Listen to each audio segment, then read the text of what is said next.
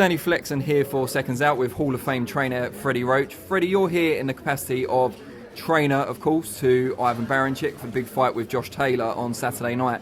Just tell us how you guys came together, because obviously this is your first fight as a tandem. He'd been calling me for a little while now and trying to get us on board, and he wasn't getting along with his little coach and so forth. And finally, I had a little break in there, and I took him on because I have a hard time saying no to any fight in the world. Never mind one that can fight like this one. What is it about him that impresses you so much? Why were you keen to take him on? His dedication is unbelievable. His work ethic is really, really great, and I like guys with those attributes because if you want to play checkers or something like that, go somewhere else. If you want to be a serious fighter, you can come to my gym.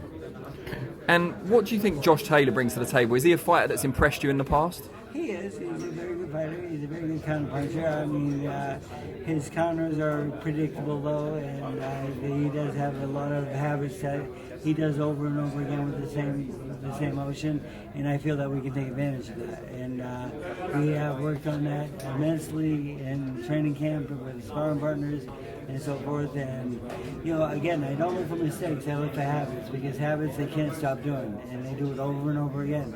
And he will make that mistake, and he will pay for it. And while I've got you here, it'd be remiss of me not to ask you about one Manny Pacquiao, of course. Just been announced this week that he's going to be fighting Keith Thurman in his next fight. Yeah. Big fight for him. What makes this the right fight for Manny at this stage of his career? Well, it's not an easy fight. I was going for Garcia, but Danny Garcia or Mikey Garcia? No, Danny, but I thought it was a bigger, better fight. Mikey Garcia. Yeah.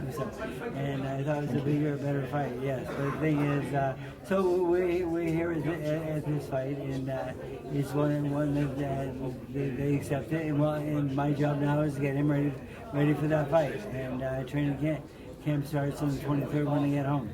And obviously, in 2 fights ago, he was working exclusively with Boo Boy, and Boo Boy is now in the camp with you. How has that kind of come back together, the old kind of team back together? It was no big deal. The thing is, Manny was a little mad at me because I told him that being a senator and being a fighter is just maybe too much. I mean, they're both very demanding jobs and so forth. And it just made, just an opinion I was making, and it didn't sit well with him, and he's a little mad at me. So I was out for a fight. We're back together now, and everything's great. Does it still concern you, the fact that he's splitting his time between the Senate back home in the Philippines and his training camps?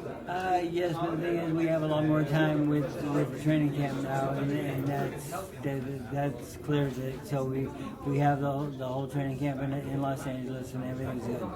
And just before I let you go, tell us one fighter, I know it'll be hard to pick just one, in your camp at the moment that perhaps hasn't had the column inches or the attention so far, but that we should all watch out for.